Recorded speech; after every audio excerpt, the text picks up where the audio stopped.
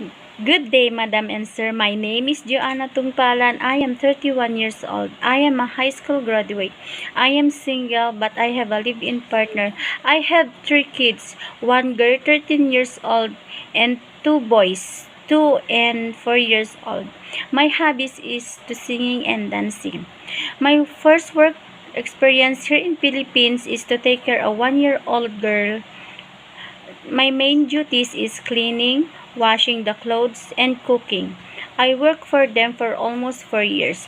My second work experience here in Philippines is to take care of a 39 years old boy disabled. My main duties is to feed him every day with a peg and wash his clothes. I work for them for 6 months. Madam, Sir, if you hired me, I am a honestly worthy, hardworking, responsible person, and I am a joyful person. I will treat you like my own family. Thank you, Madam, Sir. Have a good day.